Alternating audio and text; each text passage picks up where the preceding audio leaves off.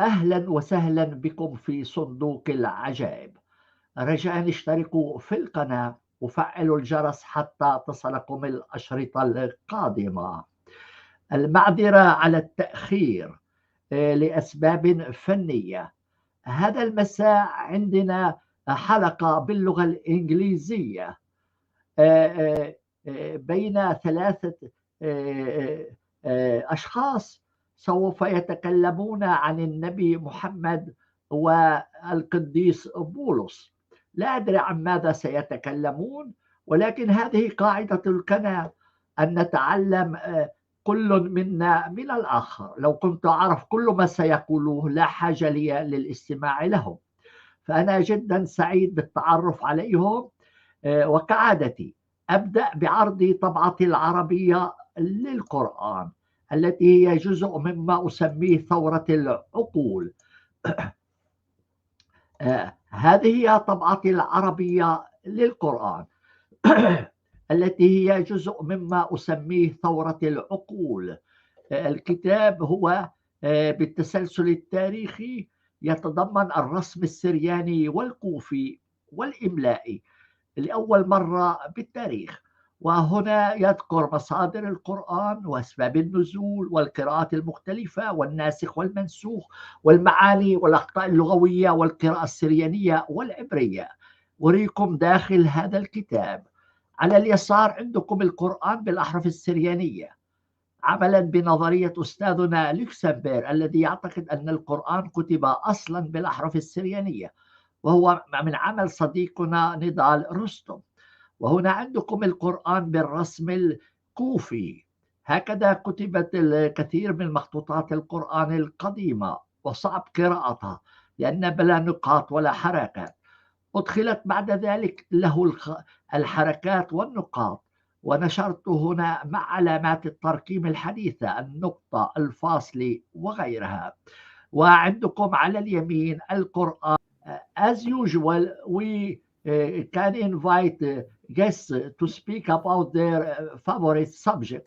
And here is Pastor Hisham Shehab, a Lebanese, who would like to discuss with Mr. Syed Saboor and another guest. I forgot his name. Darrel. I will ask him. I will ask him to present the three of them. Present yourself, and then I will leave the channel. I stay there. I hear you. I will follow you completely, but I would like you to feel yourself free, absolutely free. So you say whatever you like, but please don't put us in hell if you allow me. We Yes. would like you to ask questions after we wrap up, right? You ask Look, questions because that would wait be a moment. enlightening. Yeah. Wait a moment, Mr. Hisham Shihab. I will immediately cut the sound and the image here. I will not be on the screen. So you will speak. Please present each other. Don't speak all together. And introduce the subject. You have 50 minutes to present your subject. Then when you have finished, you just say, we finished. Then I enter again. And there we will ask for questions. If people would like to ask you questions, you will be able to answer them. Please don't interrupt each other. So each one must speak alone. Okay. So please, Pastor Hisham Shihab, you are the main man here conducting the ship. Please do it as you can.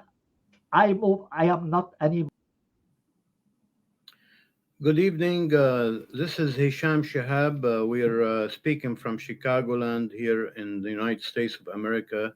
My name is Hisham Shehab. I've been on the show before. I teach Islam, and I am a former Muslim who was a member of the Muslim Brotherhood and converted to Christianity in the 1980s after I read Theodore Noldeke and was kind of disillusioned with with the Quran, which I had memorized half of it. And I did my graduate studies on Islam and did a master's degree at the American University of Beirut and wrote a PhD dissertation at the University of the Holy Spirit in Jounieh, north of Beirut. And today I am a pastor in Chicagoland and a missionary to the Muslims. I taught Islam for 5 years at a local college here, and I've written many articles on. Please speak slowly. Not everybody understands English. Yes, okay. So speak slowly. We are not in hurry. It is Yeah, not the end of the world. So speak slowly, so we may understand you. If you don't like to be understood, so speak as you like. But if yeah, you like to be understood, please speak slowly. And I disappear again. yeah. Please, if I enter and I show you my finger like that, it means I would like to say something. Okay. So goodbye. Good. Today we have a thorny topic, a thorny subject. موضوع شائك. It's gonna be Muhammad and Saint Paul, two visions, but two messages. Okay, and this is a very important topic because the Jews and many others and Muslims as well accuse Saint Paul of inventing Christianity. So this is why and this is why they believe, those who claim that believe either Saint Paul or Paul the of Tarsus uh, kind of distorted the meaning of the Old Testament scriptures to come up with a Jesus Christ, that a Messiah uh, uh, uh, prophesied by the Jewish scriptures hundreds or thousands of years before Jesus Christ appeared on earth. And the Muslims also claim that Saint Paul is in the inventor of Christianity to absolve Jesus or Isa in the Quran from being the Son of God and to deny his crucifixion as well. So today we have an expert with us on the subject. Mr. Syed Saboor got his master's degree from University of Illinois in Chicago and is writing a book on the topic. So you cannot be more expert than that. So I'll hand it over to Syed to present the subject now. Syed. Yeah. Yes. I mean, the topic is, like Brother Hisham said, it was a very thorny issue.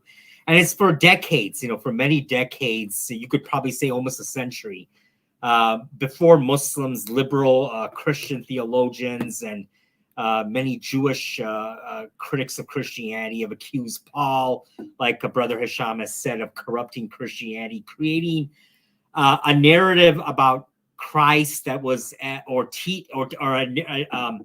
body of beliefs that was contrary to what Jesus taught.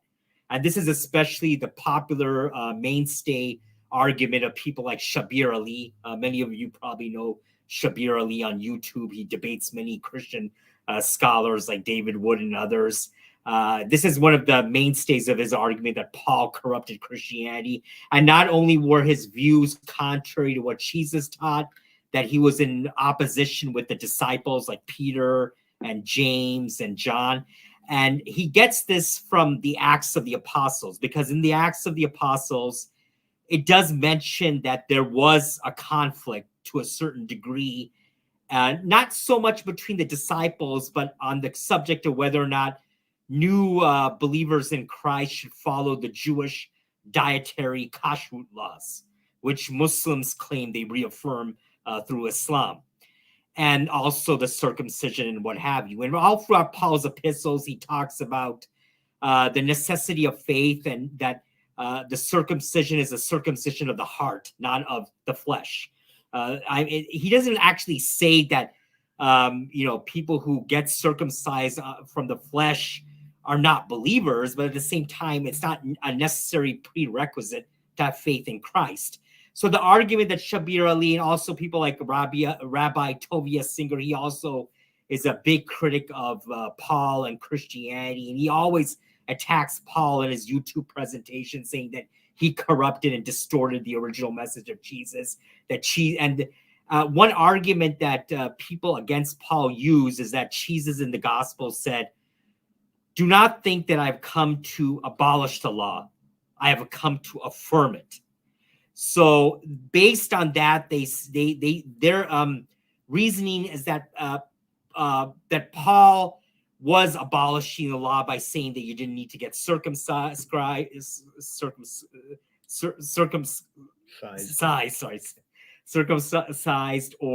that you didn't have to, that you had to still follow the Jewish, you didn't have to follow the Jewish dietary laws, and that this. Okay, and this somehow Paul was a renegade, distorting the message of Christ and creating a new religion in the process. Now, the problem with all these arguments, and I include this in my book. I'm more than halfway done. I should be done with it shortly. I address the fact that why would Paul do something like this? I mean, the only explanation that anybody could give as to Paul distorting the original message of Jesus and creating a new religion is if his vision was false, or his vision was not from God, but was from the devil. That's the only plausible explanation anybody could have to prove that Paul had this intention of creating a new religion or going against the teachings of Christ that he had stated while he was on earth. But see, the thing is, that's the only plausible explanation. And on the other hand, we have Muhammad. Muhammad also, like Paul, had a vision. Now, Paul had a vision on the road to Damascus. Muhammad had a vision in the cave of Mount Hira.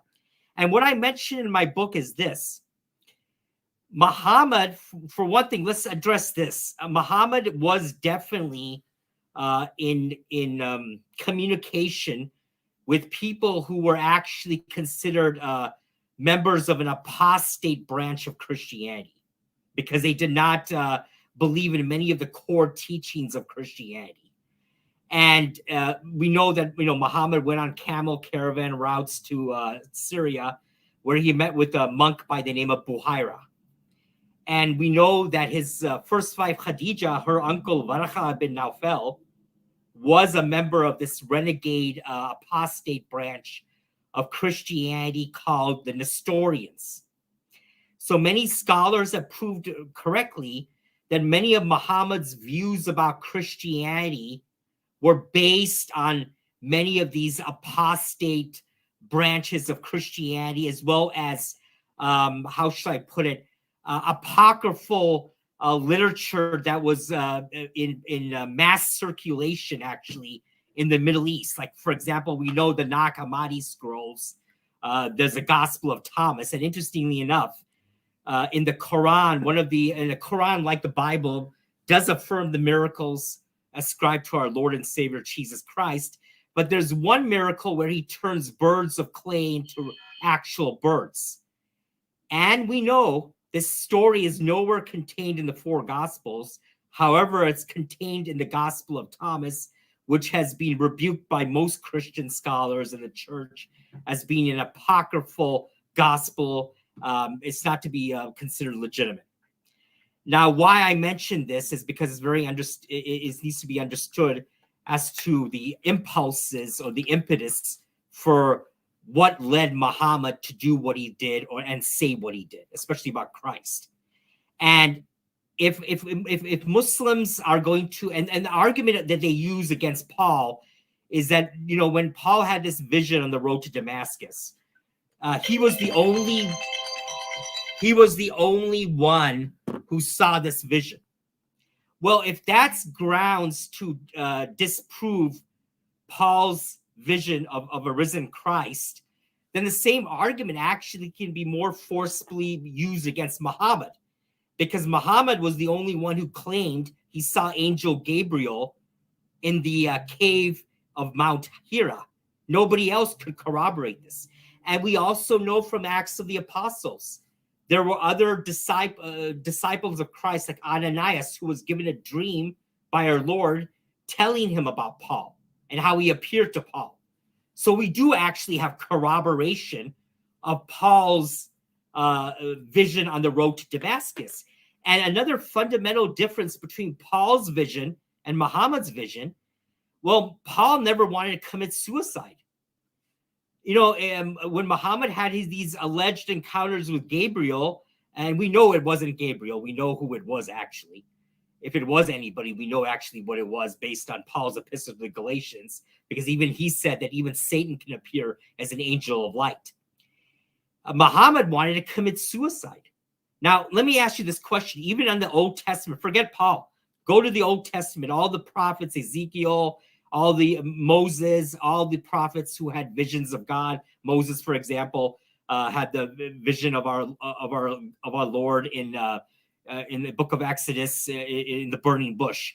Did any of them have this desire to commit suicide? No. Muhammad did, though. So this is another fundamental difference between the vision of Paul and the vision of Muhammad. But then it goes back to the core of my reasoning, is that, again, Paul would have no really cause to want to diabolically create, which is what they claim, what Muslims and many critics of Christianity claim, this diabolically create a new religion which was at variance with the teachings of Jesus, unless, of course, he was being misled by the devil. Again, that's the only argument you could raise, because Paul suffered for his faith. And on the other hand, Muslims like to claim, well, Muhammad suffered, but it was a momentary suffering, because in reality, if you look at the Sirah, the biography of Muhammad, did not really suffer for being, preaching his faith of Islam. He actually enacted suffering on other people. This is recorded all throughout his Sirah, all the battles he fought, all the men who he beheaded. And this is also another fundamental difference between Paul and Muhammad, I note in my book. When Paul became a believer in Christ, accepted him as a Messiah, Paul, before his conversion, and incidentally, Paul never claimed that he was sinless. He said, I'm chief of sinners. However, he humbled himself and he renounced violence. A fundamental difference is Muhammad, when he became a prophet, did he renounce violence? No, he did the opposite. Muhammad embraced violence. This is something I make very clear in my book, a major fundamental difference between these two men. And another argument I make is this. The fact is, the other disciples, first of all, another claim that people make against Paul, and this is very popular, is that Paul was under the influence of pagan Hellenistic philosophy, that he was from Tarsus in Cilicia. This is an argument, for example, there was a very popular book in the 1980s written by Hisham. He was a Jewish Talmudic scholar. It's called The Myth Maker, Paul and the Invention of Christianity. It was a very popular book at this time, because at that time there were even many liberal Christian theologians who also believed this nonsense that Paul was, diabolically, he created a new religion and he was at variance with Christ's teachings. So this book was very popular among them. And Maccabee makes an argument that Paul was, under the influence of Hellenistic philosophy. He knew about the pre-Christian gods who died and rose again, and he used these stories to create his narrative of Christ. And again, it doesn't make any sense that he would do such a thing, because we know from the Old Testament, the book of Isaiah, the Messiah was to die. He would rise again. These are the prophecies in the Old Testament. And Paul, throughout his epistles, he quotes from the Old Testament ad nauseum. Maybe that's a bad word to use, ad nauseum. Let's just say he quotes in as much as he can from the Old Testament to basically talk about Christ's life on earth, that he was the Messiah prophesied in the Old Testament. He died for mankind's iniquities. He served as the ultimate sacrifice. he was, and also the Gospels maintain all the rest of the prophecies in the Old Testament concerning the Messiah. So again, there's all these connections that non-Christian as well as even liberal Christian theologians try to connect to prove that Paul created a new religion, or that he was under the influence of a pagan Hellenistic philosophy. It doesn't make any sense. And also, furthermore, Paul never came to be a deity. He never claimed to be God.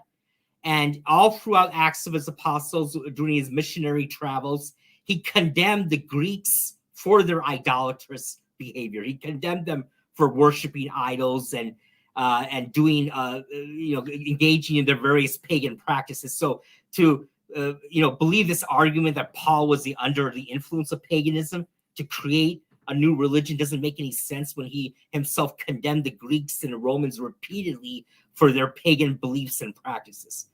And then I also make a note that Muhammad, on the other hand, he actually borrowed from the pagan practices that were prevalent in the 7th century Arabia. For example, the Muslim adoration of the Kaaba has been proven by many scholars to be a vestige of pre-Islamic paganism. The pre-Islamic Arabs used to, basically revere stones, large stones. For example, when they discovered Petra, they discovered huge stone megaliths, and the Nabatean Arabs who built Petra used to worship large stone edifices. So this was a common idolatrous practice all throughout 7th century Arabia. So if anybody was under the influence of paganism, it wasn't Paul, it was Muhammad. And again, even liberal Christian thinkers like You're talking about the Kaaba and the black stone, right? Yes, correct. Because the Kaaba, you need to right. The Kaaba, the black stone, is a vestige of the the pre-Islamic pagan worship. And the Quraysh tribe, they had 360 idols in the Kaaba.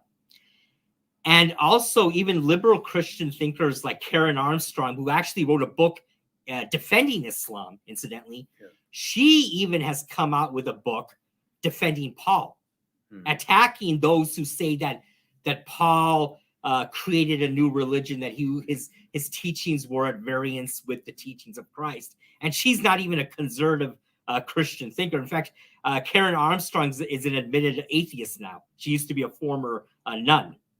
And she's written several books on the topic of religion, on Islam, on Christianity, Judaism, as well as religion in general, religious visions and experiences. And she even discounts this idea that Paul, went out to diabolically create a new religion. And another argument that Muslims use against Paul is based on an apocryphal a book called The Gospel of Barnabas. Now, the Gospel of Barnabas has been a favorite tool used to be a favorite tool even among, reputable Muslim scholars, but now they don't even use that book because they know it's a 14th century fraud because it quotes Dante's, what was it? Dante, he wrote the Divine Comedy. Yeah, the Divine Comedy. It quotes the Divine Comedy, even contradicts the Quran. The Quran says there's 7 heavens. I think the Gospel of Barnabas says there are 9 heavens. It's something along the lines of that contradiction. One moment, sorry about this. Yeah, I'll since Syed is a little bit needs a break here, I'll pose a question to Darrel Pack. Darrel is an Arabist. He speaks Arabic and spent 13 years in North Africa, and he's a pastor. Well, let me actually continue. This is a very important point. Let me before we get Darrel on. Okay. Sorry, I was unfortunately rudely interrupted on that side, not by my friends here. I wanted so even Christian, even liberal, if Karen Armstrong even defends Paul, we know that these arguments they are baseless because again, there's no possible reasoning for Paul for wanting to create a new religion. He just had no intention to do so. And again, the only argument you could use is if he was led by the devil. And the same argument could be more forcibly used against Muhammad. And also, I make it very clear in my book that the first council in Christian history, the Jerusalem Council, affirmed the rules regarding the Torah, that it was not necessary to be circumscribed or for that circumcised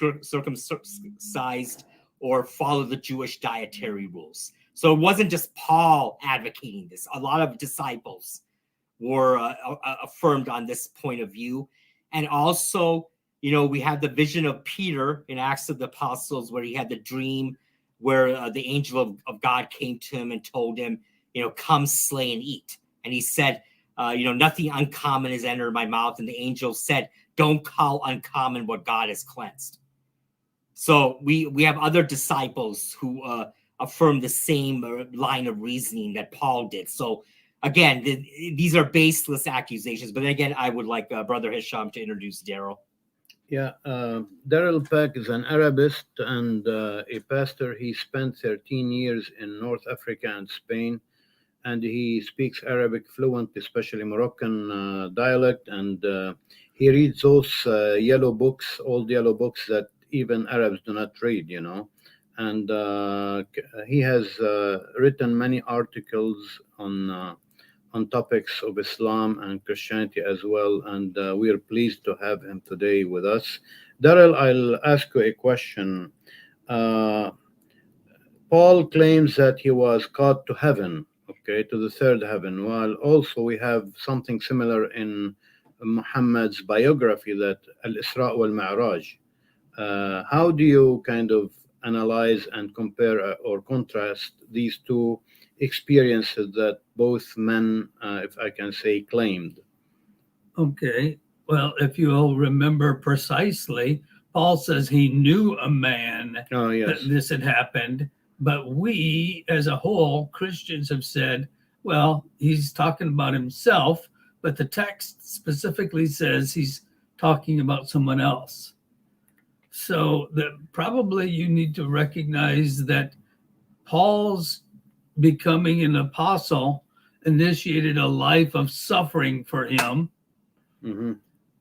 Muhammad's call to be Rasulullah initiated a kind of power, a sulta from every angle. Mm-hmm. So then you see the Ghazwat Rasul or Ghazwat Nabi. Mm-hmm.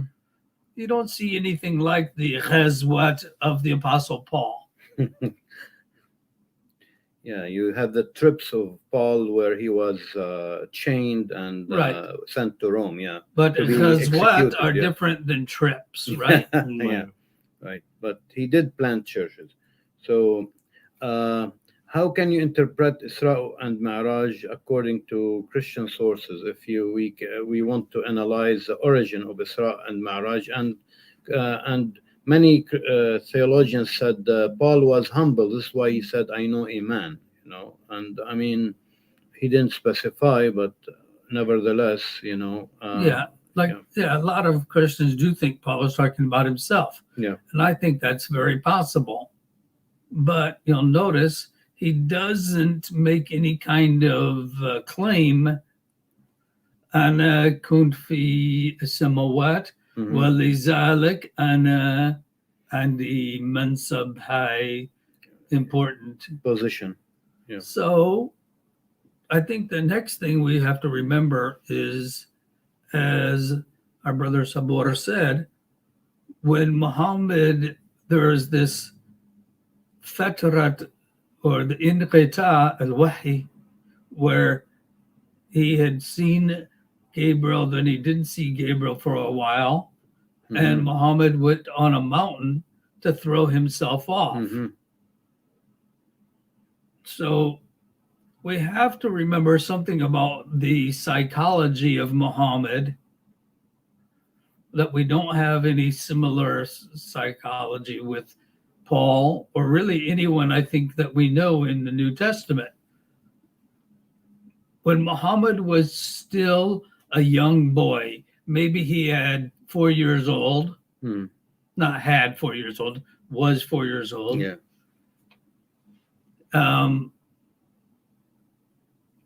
he was playing with the children of Mumarristete Halima. Yeah, his nurse Halima Saadiya. Yeah, and he went around behind a building, and his little friends left. And what Muhammad claims happened was that two men put him down on the ground, cut open his chest with a golden knife, pulled out his heart, plucked a black dot from his heart, washed it in snow in a golden laver, and then replaced it. So whatever you think that is, you don't think it happened physically. So also Muhammad's Miraj, whatever it was, I think like this earlier experience, it was not something that happened physically. How much similar the Isra and Mi'raj to the experiences by Enoch, the old prophet in the Old Testament? I think that we don't really know because we don't have hardly any information about Enoch's experience until it's connected to him no longer being on earth. Yeah. So that's not like Muhammad's. I think Muhammad's experiences reflect his strange psychology, thinking that his heart was taken out by an angel. Yeah. Then later being suicidal. And let's think of one more situation. It's not very noticeable, but if you're reading the Quran, you'll run into this passage where Allah tells the Muslims, hey, don't bother Muhammad at his house. Yes, right. Okay, so you're a married adult man and you're always busy. People are always calling you. I happen to know that. Yeah. You're an adult man and a businessman. Can either of you imagine not having the strength of whatever you call it, strength of disposition or personality to tell people, look, don't come visit during an hour this and hour that.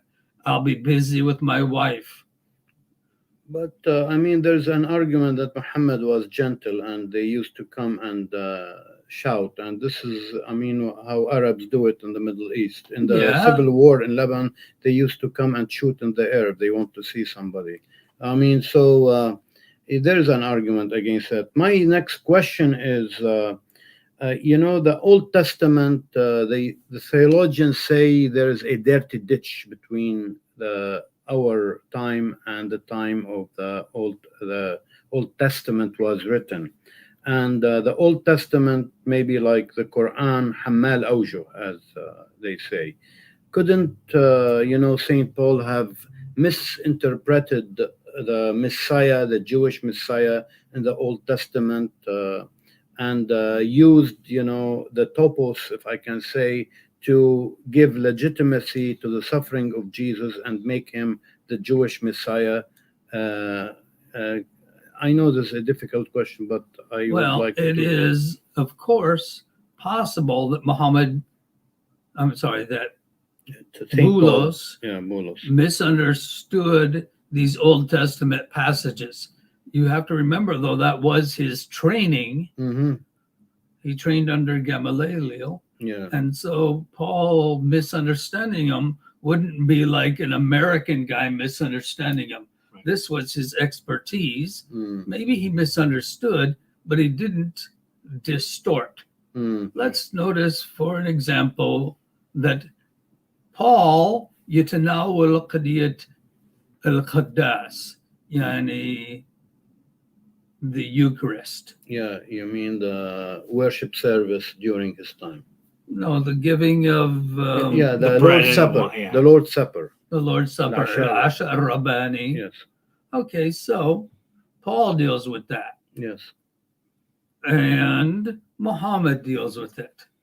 Or Katib al-Quran يتناول نفس المسألة. So in the treatment that Paul gives us he follows specifically what is written already in the Gospels. What the writer of the Quran does is brings a quite new story. Can your Lord bring Al-Ma'idah? Yeah. So that's not in the Gospels. Paul is commenting on the Old Testament. Paul is commenting on the Gospels. Muhammad is substituting his plan or vision or understanding for the Gospels, especially, and to a lesser extent, the Old Testament. Right. So can I make a statement that Islam is not a continuation of the previous religions? It's absolutely not. This leads me to another question, maybe difficult for you. The letters of Paul were written in around 50 AD before the Gospels. Okay, so the claim here is that maybe the Gospels took from the epistles of Saint Paul. They call them epistles, the letters. This is a Christian, term for them, epistle, which is Greek. The letters of Paul, 7 of them we're dead sure that he wrote. He wrote 13 letters, and couldn't really, Saint Paul have, because he wrote the epistles before the Gospels. Couldn't have the writers of the Gospels, Matthew, Luke, Mark, and John, took from Saint Paul the theology and the interpretation. All right, let me tell you 2 things about that. First, remember in the book of Acts, the Apostle Paul, because he was concerned not to what he called run in vain, he took his message back to Jerusalem and submits it to Peter and James and John to see if they have anything that they have to correct about his message. So Paul was already alert to the fact that he needed confirmation, not from ahlam wa awham, but from the people who knew Christ before him. But you do not find anywhere in the Gospels where any one of the writers of the Gospels say, well, Rasul Bulos. According to Saint Paul, right. No one in the Gospels has that. Right, and the Gospels were not written by Paul. Yes, right. Yeah, that's another thing that has. But Luke was a disciple of Paul. Right. Yeah. Only Luke. So when you say Luke is a disciple of Paul, we have to remember that Paul specifically says, "Follow me as I follow Christ." He's not setting himself up as a new authority. He's submitted to the church in Jerusalem. And Paul is not a guy who's shy to contradict authorities if he needs to. Remember, he rebukes Peter when we find it talked about in Galatians. Peter went and hung out with Paul and some of the Gentile Christians. And when those Gentile Christians and Peter were together, he treated them as equals. Then some other Jewish Christians came, and Peter was then kind of embarrassed to be hanging out with these Gentiles. So much did he irk Paul. Paul rebuked him to his face, and later even Barnabas is pulled away from treating. So the only thing that Paul brings that's new is the revelation that there is no longer a line of division between the Gentiles and the Jews in their relationship to God through Christ. Right. That they're made one body. So Paul doesn't have a new message about Jesus. He has a new message about the covenant people. Are the covenant people just Jews, or can Gentiles be grafted in? Right. And he's very clear.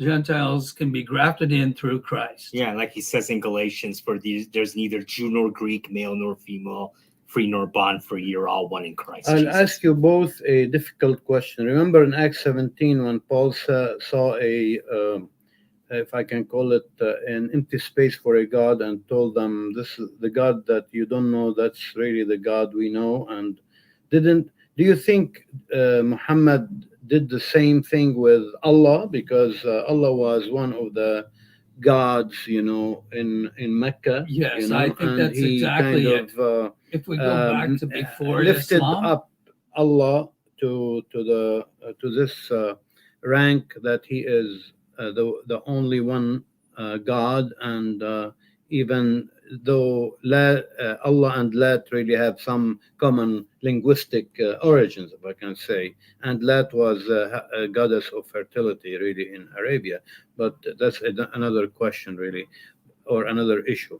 So, how do you talk, both of you? Let's begin with Syed, if you have any insights on that. Yeah, definitely. This is a very important point because, there were 360 idols in the Kaaba, and Muhammad, interestingly enough, he did use one of those. He did lift up one of those deities because, keep in mind, you look at the religion of Islam.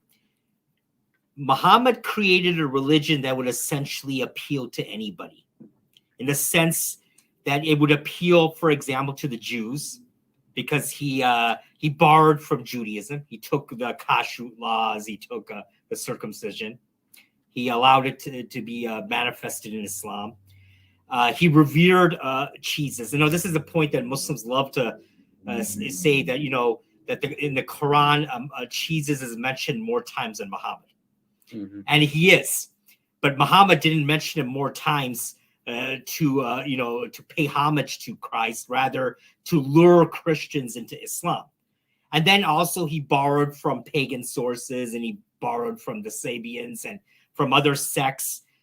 So yes, I mean, this is a very important point, because in order to appeal to the Quraysh, he had to bring up and elevate one of their deities that they were already worshiping. Good. What about you, Darrel?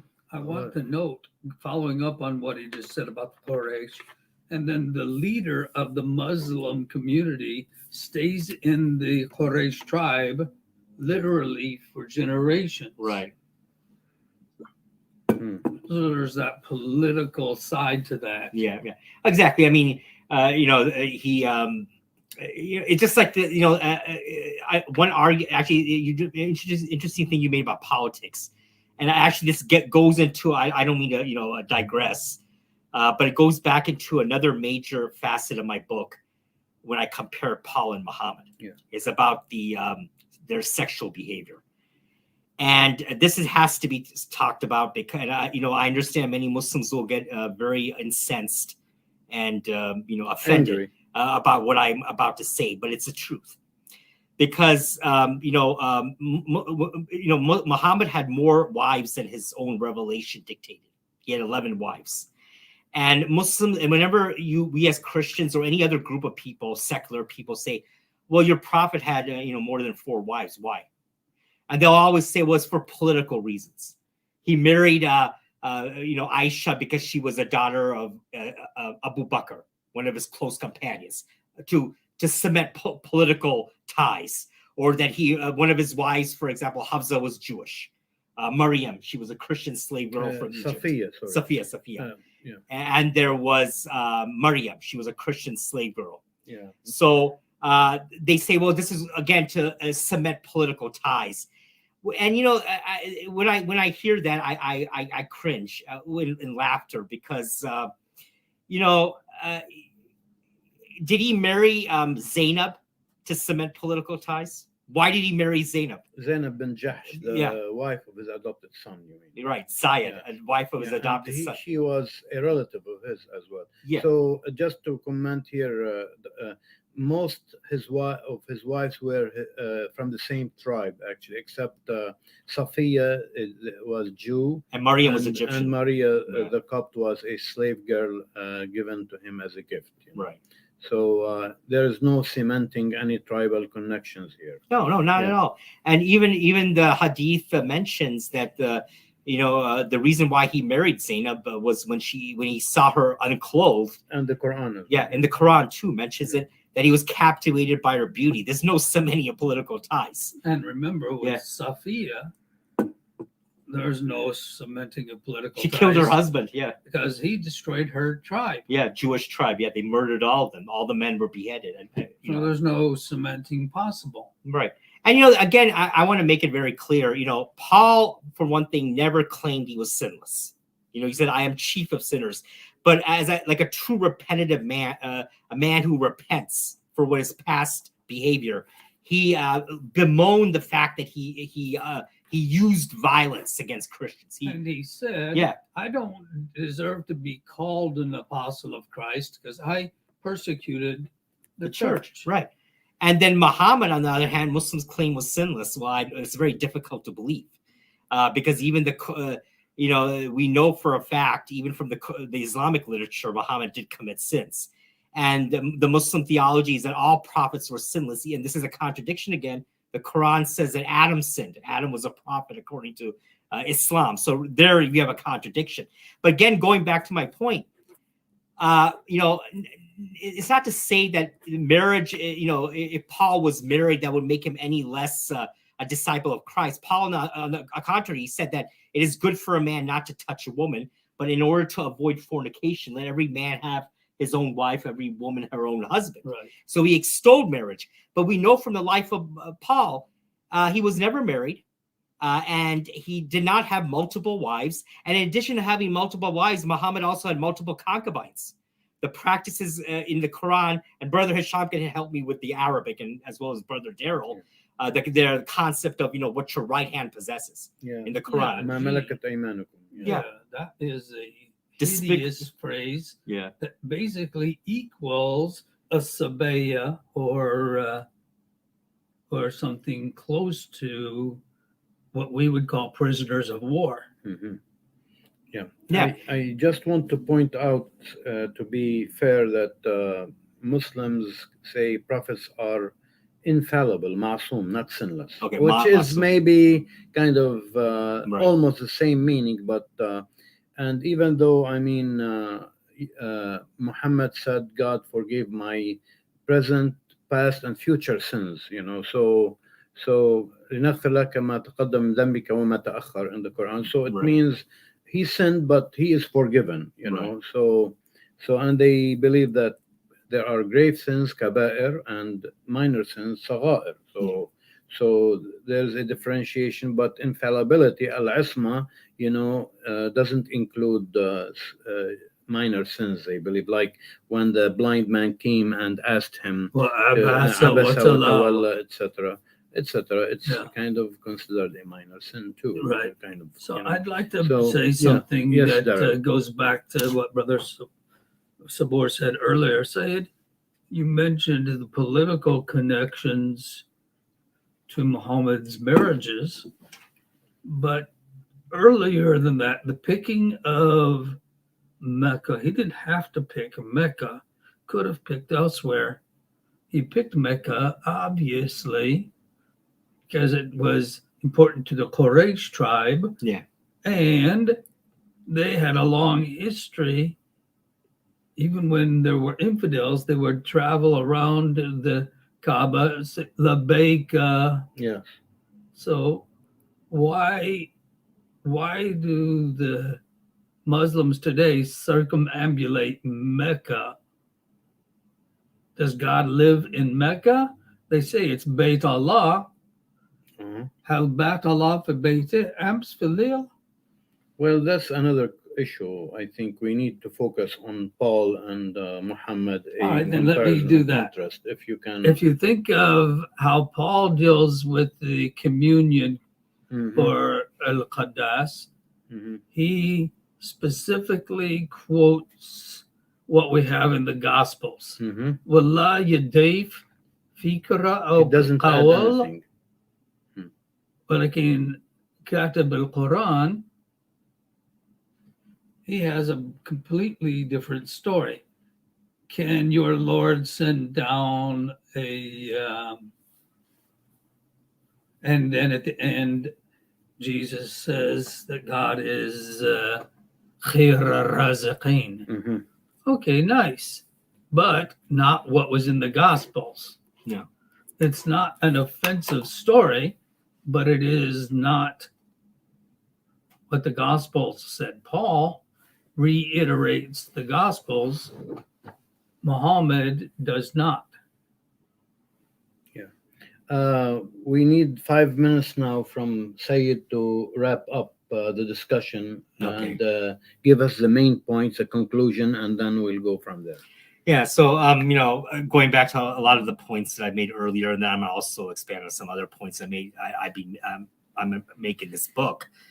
Again, the idea that both Paul and Muhammad had visions. Paul had a vision on the road to Damascus. He did not want to commit suicide. Muhammad had a vision. He wanted to commit suicide. Muhammad's vision was not corroborated by anybody. Paul, although his initial vision could not be corroborated by anybody, however, we have the testimony of other disciples and Ananias that he did have a vision. The idea that Paul created a new religion, the only explanation is if he was being truly led by the devil. And then we have the fact that Muhammad, was not really, did create a new religion and wasn't really a continuation of the old religion. And one point that I want to also make is, if Islam is truly a continuation of the original message delivered to Moses and Abraham, then Muslims should circumcise their children on the 8th day, as Jews do. Yeah. They should follow all the Jewish festivals. They should be celebrating Rosh Hashanah, Sukkot. Do they do that? No. And incidentally, Muslims eat camel meat. In the Old Testament, haram. In the Torah, it's forbidden to eat camel meat. So this idea that Islam is a continuation of everything in the Old Testament doesn't make any sense, unless you want to believe also the Islamic argument that it was not just the Christians who erred, but the Jews who erred too, that somehow their scriptures were corrupted. And it's funny because whenever Muslims want to defend the person of Muhammad or Islam, they always use the Old Testament. They say in the book of Deuteronomy, it prophesizes Muhammad's coming. Well, you believe the Jewish and Christian scriptures were corrupted. You can't pick and choose and say, oh, this refers to Muhammad. But how do we know this refers to Muhammad? You yourself said that their scriptures were corrupted. And then also they make all these other claims, like, for example, that, the prophets in the Old Testament had multiple wives to defend Muhammad having more than one wife. Well, nowhere in the Old Testament did it tell Solomon that having 700 wives was a good thing. Okay. When David committed indiscretion with Bathsheba, God, punished David. He took the life of the child born out of that union. He severely, even though David was beloved of God, God condemned David for not only the adultery but having Bathsheba's husband Uriah killed in battle. Yes. So you can't, it's just nonsensical the way they try to justify Muhammad's behavior based on the Old Testament. And once again, a major argument that we have to dispel, that Paul did not use Hellenism in his narrative of Christ, because Paul severely condemned the Greeks and the Romans for their idolatrous behavior. There's one verse he says, his criticism of the pagans of his day. He says the Jews seek after a sign and the Greeks seek after wisdom, but I preach Christ crucified. Wisdom to the Greeks and a stumbling block to the Jews. So Paul was not in the habit of, borrowing from the Hellenistic philosophy. And again, it goes back to the point: why would he have to? What purpose would have served for him to, use Hellenistic philosophy? It doesn't make any sense, because he was persecuted by the pagans. Why would he use their philosophy? And we can actually see his argument. It's based on his interpretation of the Old Testament passages and the Gospels. Right. Darrel, what's the evidence that Paul read the same Tanakh, Old Testament scriptures that we have in our hands today? There's multiple evidences. The first one that's easiest that everybody can do, even if you can't read Hebrew, just go to your New Testament and take a highlighter and write down every place where Paul quotes, where he says the prophets say or anything like that, and then go look it up, see where it's from. do we have an archaeological evidence that shows that Saint Paul read the same scriptures, Jewish scriptures, that we have today in our hands? What do you mean archaeological evidence? A photo or a monument? Manuscripts. Well, the manuscripts that we have, the Jewish manuscripts that we have that are probably the easiest, most accessible to the non-specialist is to go ahead and get the Septuagint. Okay. You could probably go get a Septuagint at almost any nice bookstore in your town. What about the Dead Sea Scrolls? Yeah, the Dead Sea Scrolls are a very interesting highlight, but they don't have everything that was in the... Except the book of Esther, actually. They have most of the Old Testament except the book of Esther. So do you have an idea when the Dead Scrolls were written?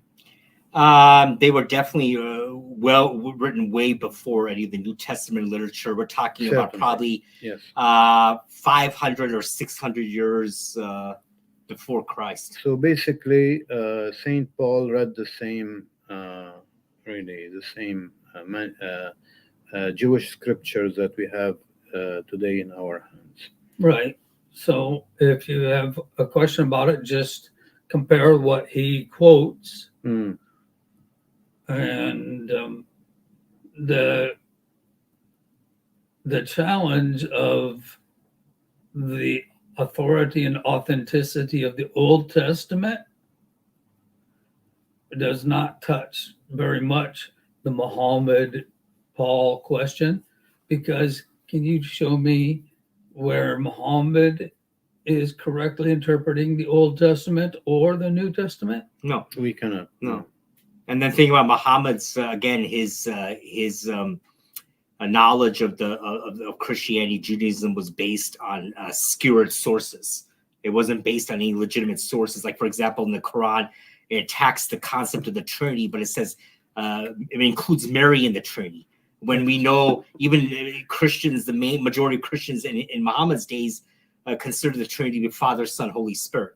Sure. So basically, this is one of the differences between Paul and Muhammad. Paul based his argument on authentic sources that were mainstream, while Muhammad maybe based his whoever wrote or compiled the Quran based his writings on oral, traditions or heretic writings or heretic. Right.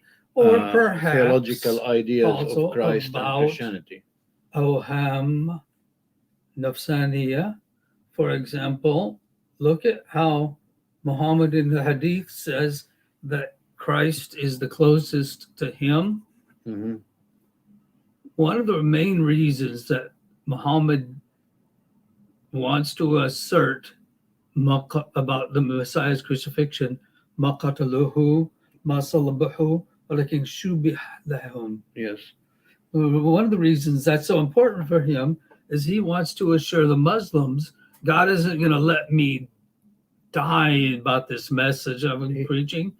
I'm going to be victorious, not because as Thomas Carlyle said, Islam is a worship of heroes.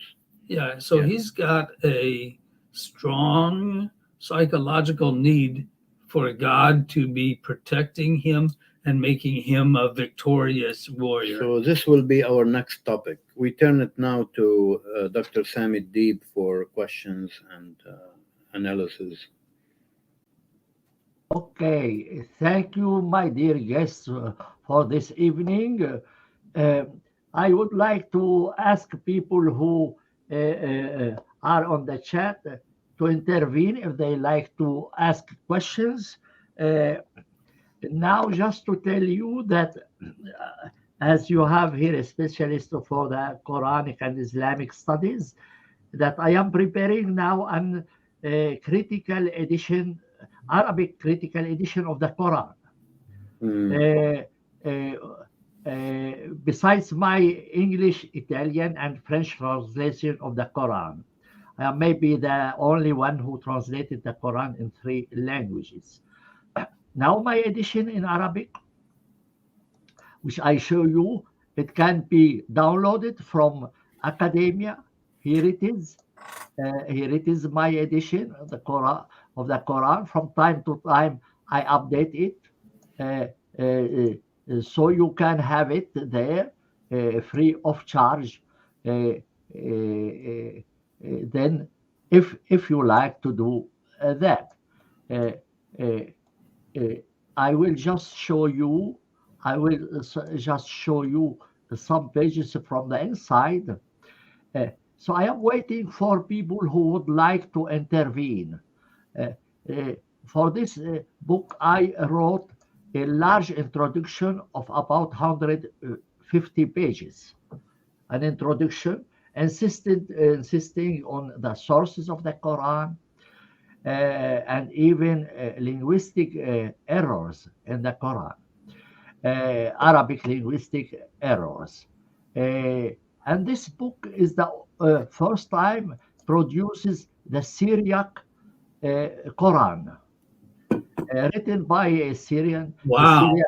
Yes, this is the first time that you have the Quran in Syriac letters. According to the theory of our friend Professor Luxemburg, who pretends that the Quran has been written first in Syriac letters, and thereafter it had been transferred to Arabic letter, the Kufi one. And I may show you maybe here better if I go to here. You have on the left side the Quran in Syriac. Here you have the Quran in Syriac, and here you have the Quran in Kufi letters, and here the Ottoman style, and here the modern Arabic text. So this is an Arabic edition in 4 columns: Syriac, Kufic, Ottoman, and modern Arabic. This is the first time that you have the Quran published in Kufic letters, as you can see it in the old manuscripts of the Quran, Sana'a, and other manuscripts. As you see, it's very difficult to read this text, as it has no punctuation, no accent, and so on, which have been introduced later. And this may help people to learn how to read old manuscripts using this one. This is a large book of more than 1,300 pages, more than 6,000 footnotes, indicating the sources of the Quran, from the Bible, New Testament, Old Testament, and also Arabic poetry, and also indicating the variations of the Quran, the footnotes, which verse has been abrogated by which one, and also the Syriac and Hebrew reading of the Quran. It's the first time such an edition has been published. It's almost finished. I hope from now until the end of this year, I will be finishing this text, which is available from now, with my French, English, and Italian translations adapted to my Arabic edition. The purpose of this edition is to present a chronological Quran. It is not the present style of Quran, so you have a chronological order, which can help people to understand better. You see, every verse has an indication whether it is Meccan or or if it is from Hijra time. From Hijra time, you see every verse it has an indication. You have here in red for the footnotes, and here indications for translation and also references and annotations. I wanted just to present this book. And for those interested on circumcision, as you spoke about circumcision, maybe I wrote the largest book on circumcision in Arabic, French, and English. Legal, religious, medical, and social debate among Jews, Christians, and Muslims. All these books, all my books, I wrote almost 70 books. I wrote almost 70 books in different languages. All my books are free of charge. You can order them at Amazon, but it is not necessary. And also I published all the books of Abuna Joseph Kazi, Abu Musa al-Hariri. I got the permission to produce all his books on academia. I have the permission to produce them. You can download them. He published more than 40 books, which are very difficult to access. So you have them on my academia page. I don't like to speak alone. I would like people to intervene if they are interested. The problem that our channel is mainly in Arabic. Although there are some interviews or videos in English, in French, in Italian, or in and so on. But I think this is the second night that we present a conference in English. And it's a very good beginning. And we welcome you again to come. Mainly our colleague who is specialist on Islamic law or on the Quranic studies. I don't know exactly what he wrote, what is his field of interest. Just to inform you. Ask a question. Yes, just 1 second. Just 1 second. I wrote a book on the fundamentals of Islamic law in English, Italian, and French. About 500 pages. It is available also free of charge. Please, now you can ask the question if you like. Do you or Hisham know, is there in one cover a Quran that uses Rawayat Qursh? Rawayat Warsh, Rawayat al-Qalun, and you mean all together? Yeah, I understand what you say. You find on internet there is a website which gives about 20 lectures, 20 readings. Every verse is compared to others inside this website. I think there is one edition in Arabic, but it gives the variation in a column. Not in my book. In the introduction of my book, I compared Hafs with Qalun. The main differences between both readings. So you may see, as I told you, the introduction is very large one in Arabic. Almost 160 pages. And I wrote a book, Introduction to Linguistic Errors in the Quran, in Arabic and in French. You can have it. It is free of charge. I would invite also all those who participated in that chat to intervene. You are welcome again. Thank you. Thank you for coming again. Okay. So please, Hamid bin Hammo would like to intervene. Okay. He speaks excellent English, better than me, but certainly not better than Shakespeare. So, but You are welcome, Mr. Hamid. Thank you for your presence. Thank you. Please ask your question. Open the microphone. Mr. Hamid, please intervene.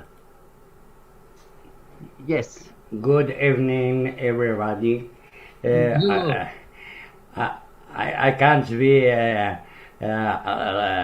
as good as you, Mr. Sami. I am only your student. I just learning some English, some German, some French, some. I like to learn. That's why and I am very sorry. I just come in home and saw your show. Then I didn't hear what you said before. So I'll stay later and maybe I can speak because till now I didn't hear what was said before. Jade, Mumtaz. Thank you, our friend Hamid.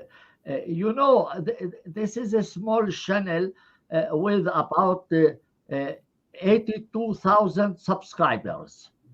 82,000 subscribers with more than 2,000 videos. So we welcome you again. We would prefer that people speak Arabic, but I think as expert of Islamic law, certainly you can speak fluently Arabic, and so people can learn. The purpose of our channel is to give the possibility for people to express their opinions. For those who don't have a channel, I say our channel is the voice of those who don't have voice. And they come, in fact, in our channel and they learn how to speak, how to hear each other, how to have a good dialogue between others. Why is it today you didn't قدم لنا الشراب؟ الشراب نعم على صحتكم على صحتكم. Yes, in some videos I do that.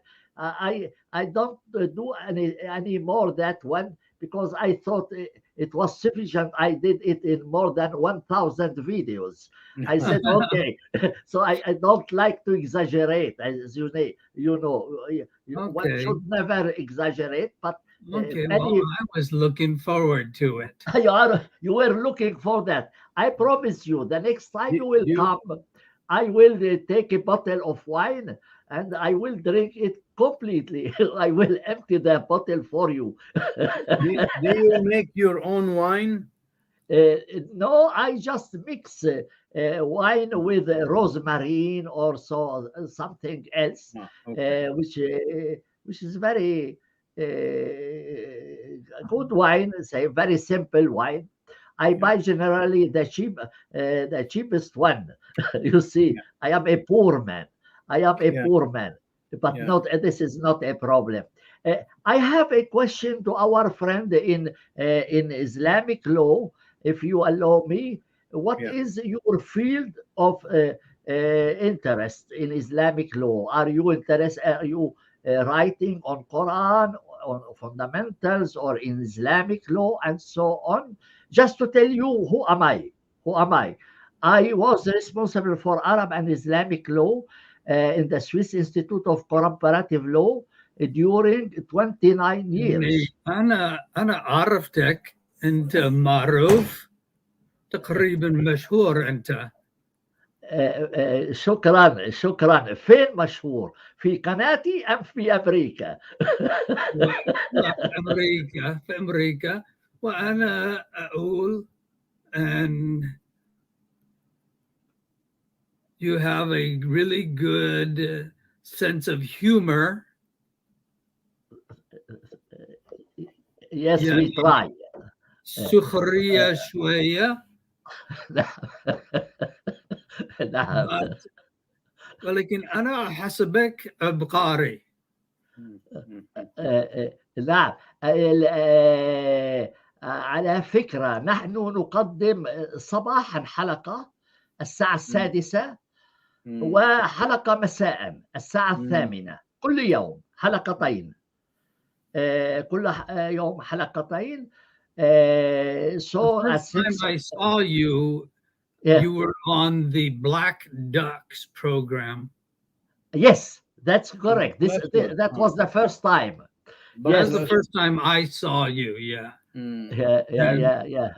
Well, that made a good impression on me. I thought, wow, هذا Alim. We should excommunicate him, you know, because he had a good impression of you. There's no problem. He's a Messi, sir. He's a Messi. Nabi. You know, in Arabic here in this channel, people are used to call me the Prophet Sami. Yes, I heard. I have the title of the Prophet Sami. But you see, I don't pretend infallibility. And I am not the last prophet. I opened the door for all people to become prophets. You see, and I wrote an article that we need now to have a new prophets. So we ask people to present candidates. Very close to calling you Al-Qasis Abuna. Abuna. No, I am not. I wanted to be a priest. But they expelled me. You see, because when I was 14 years old, they found me a dangerous person or a normal person. They wrote that this child is abnormal. Keep him in your village. This is what they wrote to my to the priest of my village. And so I finished. Okay, I am now a lawyer. Yes, and I taught Islamic law and Arabic law in many universities as a guest professor in Italy, in France, and in Switzerland. So what is your field of interest?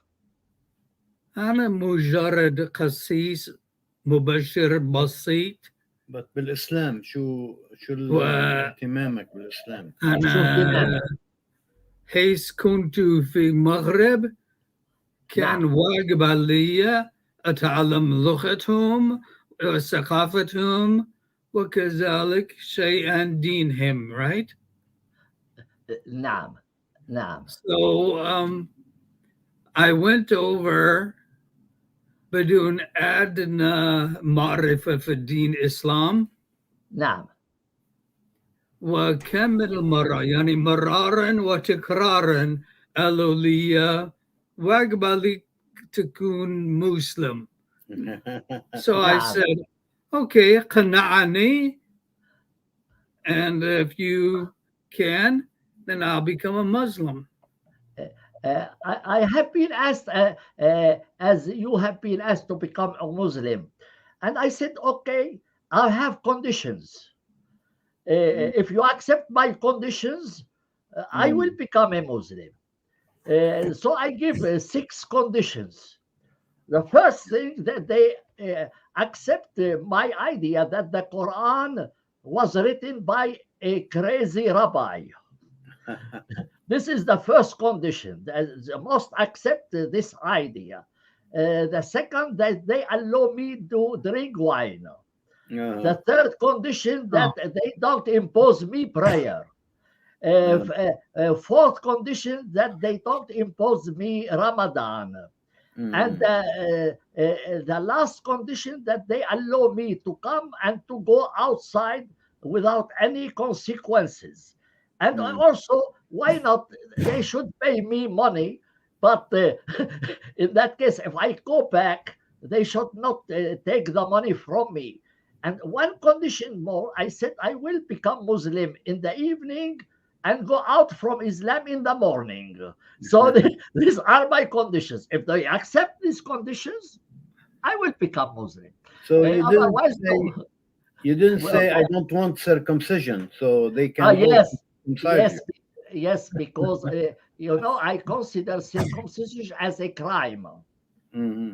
I wrote the largest book on circumcision in 3 languages: French, English, and Arabic, with an introduction, the forward by Nawal Saadawi.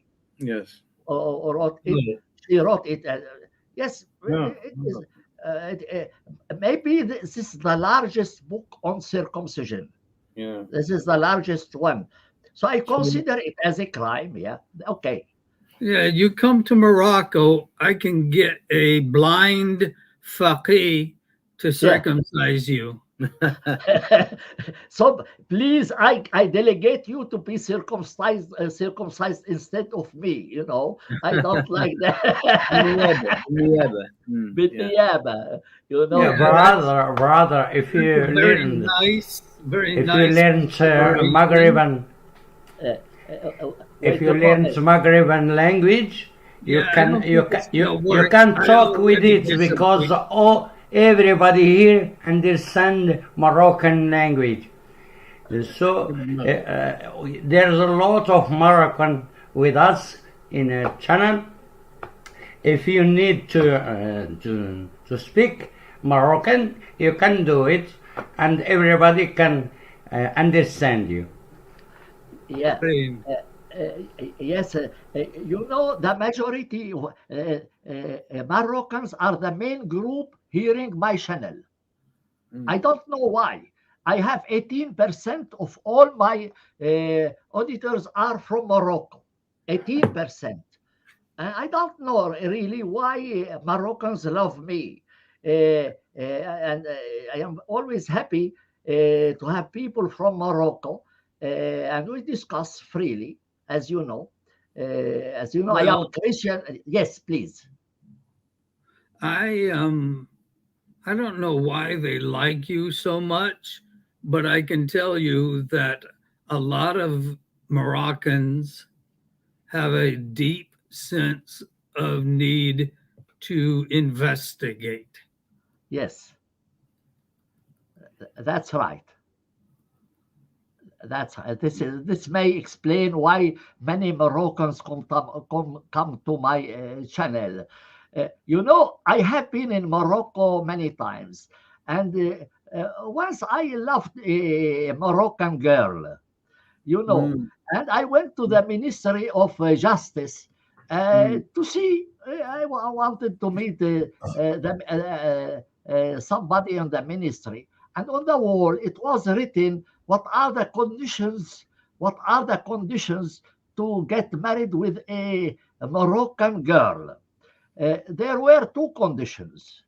The first, I have to present a certificate that I became Muslim. The second one, I have to present a certificate that I am circumcised. These are the 2 only conditions.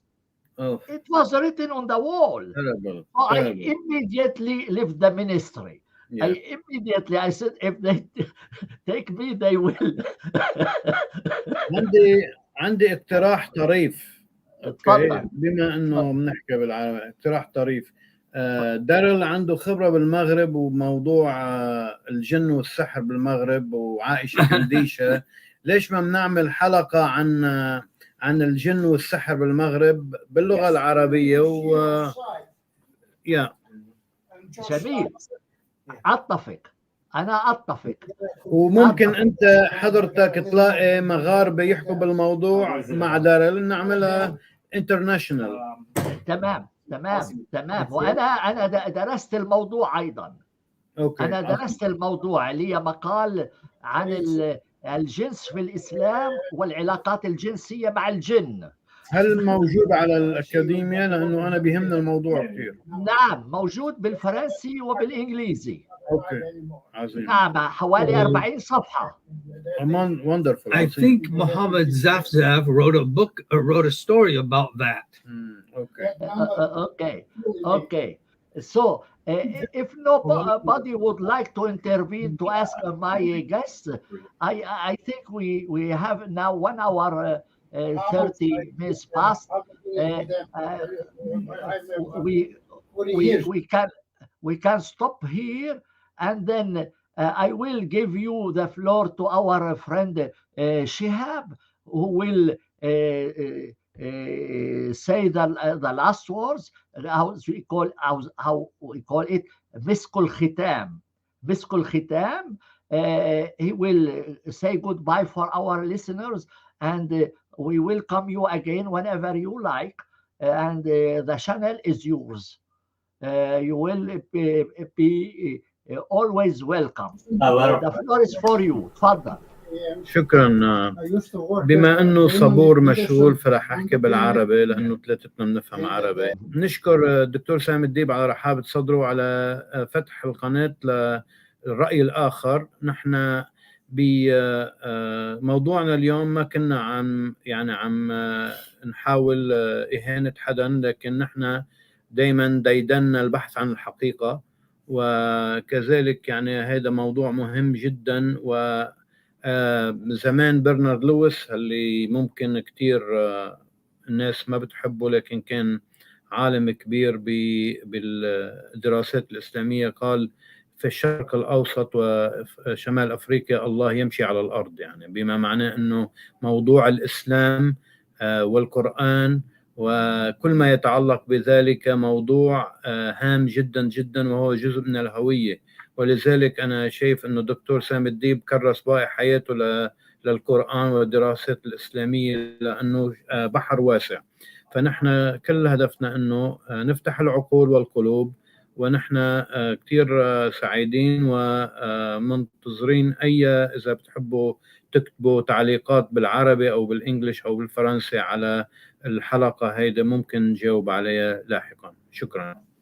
شكرا أخي شهاب على مداخلتك، وأشكر ضيوفك الكرام.